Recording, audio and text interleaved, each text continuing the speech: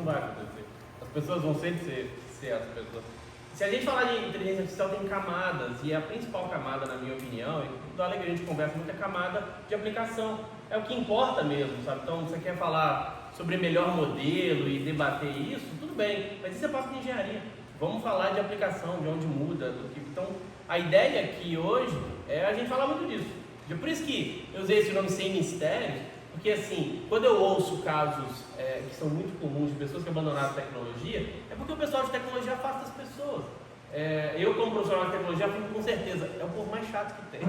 Todo mundo sabe que a tecnologia acabou virando um novo jurídico, abre um chamado, entra na fila, não vou fazer isso agora, o problema não é meu. Então assim, a ideia, e aí por isso, conversou tanto com a IA Brasil esse propósito, porque a ideia é a gente unir, é a gente falar de tecnologia para unir, tecnologia constrói pontes.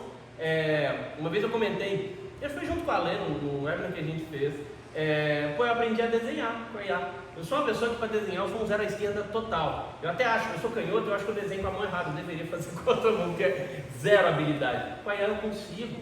Uma pessoa muito boa de desenho, com a IA consegue programar. Então assim, a gente está falando de uma ferramenta que traz acessibilidade, então tem que unir pessoas, Mas aí você tem que ver o que você faz bem para levar para a IA, para ela expandir, crescer. Então a ideia é a gente fazer um bate-papo, por isso inclusive eu acho que fica bom todo mundo sentado, assim, porque a ideia é essa, né? Eu ouvi do Pedro e do Alê que a gente vai juntar no sábado para falar de IA. A gente poderia juntar no sábado para falar do Neymar do Santos, do meu Cruzeiro que está mal, doeu agora, mas nós vamos falar de IA, nós vamos juntar todo mundo. Então eu acho que isso é muito gostoso, isso é muito bacana, e essa ideia da família, de fato, aí dá até uma engasgada, porque ter meu filho podendo assistir, falar com ele, tem até que parar de falar isso, senão daqui a pouco eu começo a chorar aqui. E para deixar o Alê ainda mais... Família termina com? IA. É verdade.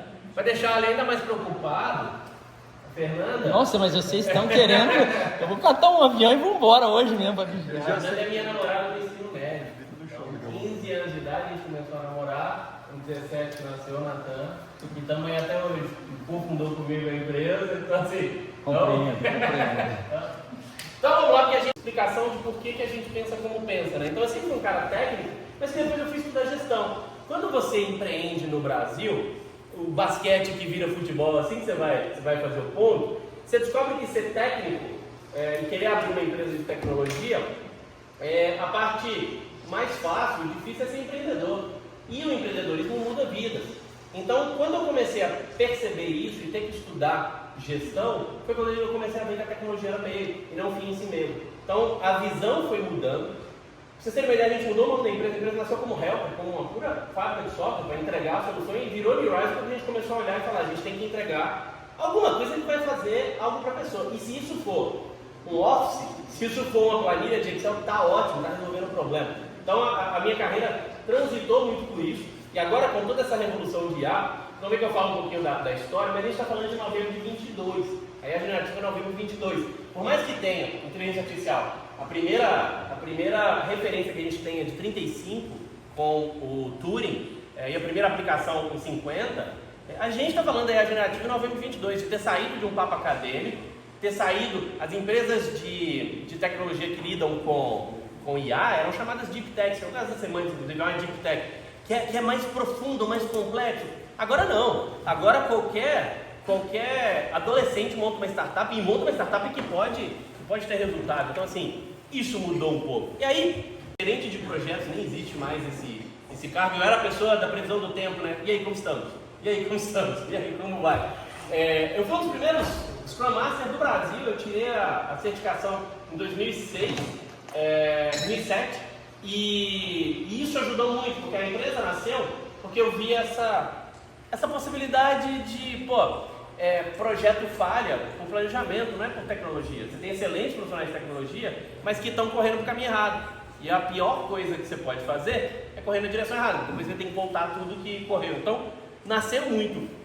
Por isso, eu lido com muitos fundos de investimento avaliando tecnologicamente, fazendo tech due diligence, que é assim, muitos projetos de tecnologia o pessoal faz due diligence, então olha tudo, olha se tem processo, avalia, e aí não olha a tecnologia. E aí tem uma pessoa falando que aquela tecnologia vale 15 milhões, e a tecnologia vale R$15. E aí o projeto não vai para frente e aí já era. Então, avaliar, e principalmente o plano. Tá bom, com dinheiro eu vou fazer isso.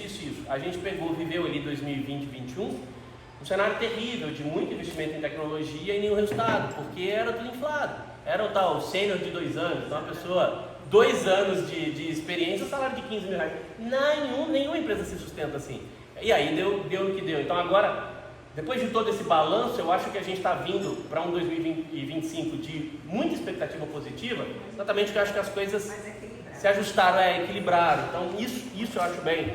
E-commerce. Então, lá na época a gente fez muito projeto de olhar, entender, aí programando mesmo. Então, o legal desse papo aqui é porque eu vivi os dois mundos. Eu vivi muito o mundo técnico, de ser o chatão da tecnologia. Até hoje eu ainda tento evitar discussões no grupo, lá o pessoal começa a ir pro técnico demais, aí eu tô entrando, eu falo, não, chega, vou sair um pouco, qual modelo é melhor, o que fazer, pelo amor de Deus. O modelo melhor é o que você vai testar e vai funcionar. Testa 3, 4, esse aqui funcionou melhor, esse é o melhor, e assim segue. Absurdamente, se alguém tem dúvida de que a gente está vivendo a maior revolução dos últimos anos, não tenha, porque no último curso que eu fiz no MIT, eles até comentaram uma fala que me chamou muita atenção. Não existe mais se, é como. Não existe mais o se, vamos avaliar, não, é como. Porém, eu pretendo falar de IA até IA deixar de ser assunto. Meu sonho é falar de IA até o momento que ninguém mais está falando. Como acontece com tanta coisa. A gente não tem evento sobre internet, a gente não tem evento sobre energia elétrica. O Ale repete muito essa fala e eu compartilho, porque não é para ficar falando disso. Por enquanto porque é importante, a gente tem que trazer esse letramento em todas as camadas. Mas vocês vão ver que eu cito exemplos de grandes cases de IA até em camadas mais simples, em escola. Porque daqui a pouco a gente vai estar usando sem seu foco. E esse é o caminho, é a gente usar ela como parte de algo. Porém, em 2025 o foco é IA, o foco é agente de IA, o foco é LLM. Então vocês vão ouvir essa sopa de letrinha o tempo inteiro e eu vou tentar sair um pouco de todo esse tecniquez, mas toda a tendência traz um pouco sobre isso. E aí eu quero que vocês ouçam ele falando sobre e-commerce. There are so many things that we have never seen, never imagined before. There's a lot of jobs like data, cloud computing, of AI we call Alibaba Intelligence. And there are so many things, the machine learning, that we don't know. And I don't think today there is expert of these things. Don't tell me somebody is the expert of e-commerce. Don't tell me somebody is the expert of internet. There are a lot of experts of yesterday. There's no expert of future. The thing we do is we learn. So that's why you said what kind of job we need, what kind of candidates we're looking for. We're looking for every kind of jobs. But the thing is that we hire you not because you are qualified.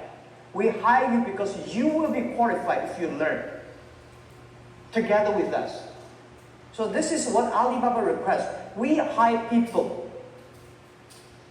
They're ready to learn. They're ready to take risks. They're ready to fail. And they're ready to suffer. And we believe maybe 15, 20 years later, they will be the expert of their own field of the history.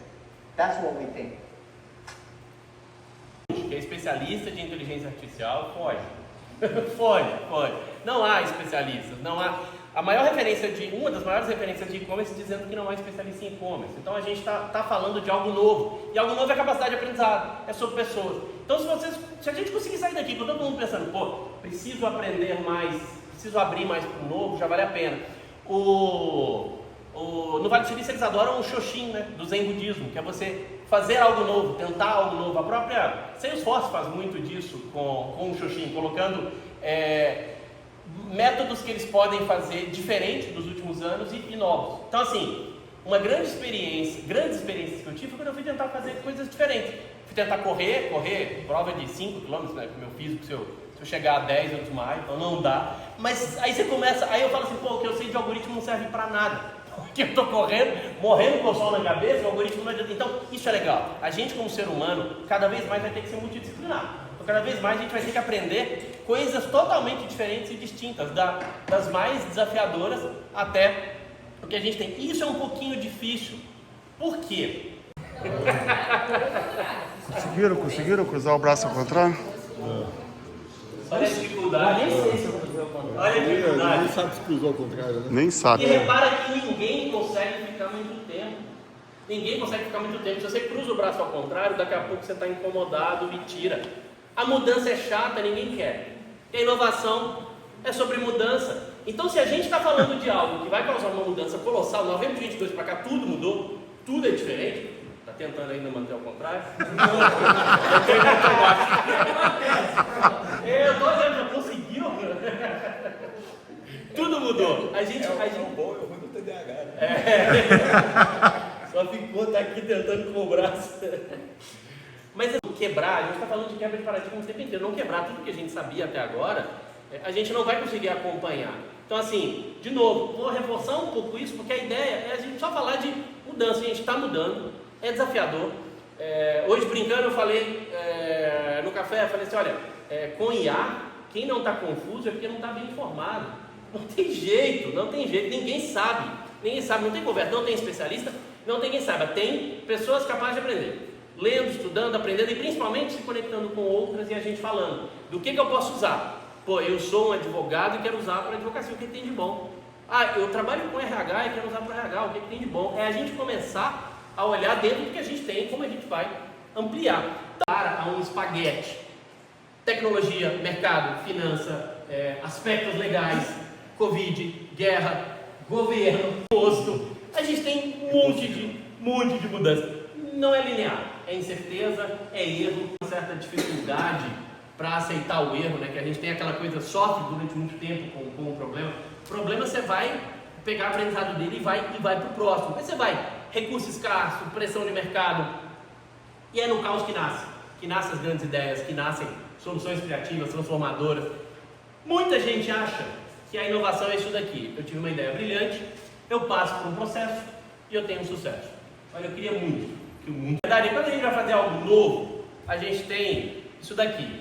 Depois eu tento de novo. E aí dessas tentativas, alguma coisinha ali tem um cheiro de que deu certo, mas eu vou continuando, fazendo outras tentativas, e eu vou seguindo, e eu vou montando esse espaguete, até que em um dado momento, eu acho uma linha, que se eu ajusto o foco, eu ponho até um môndego de espaguete, ou polpettone. Família mineira com italiana, tem que falar de comida.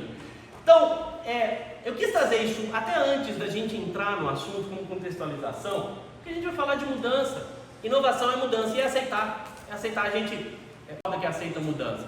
Mas no dia a dia, quando a gente cruza o braço de um lado e precisa cruzar de outro, você já não consegue nem se ajustar e muito menos ficar parado. Então a gente ter essa consciência de que a mudança não tem glamour, ela é difícil e ela requer esforço, é importante para a gente olhar para esse cenário de inteligência artificial com mais aceitação.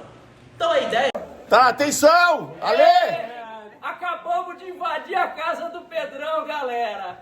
Mulher, criança, adulto, um monte de idoso igual eu aqui, para falar sobre mudança do Brasil. E já tem recado da turma, direto da casa do Pedrão. 3, 2, 1 e... Brasil!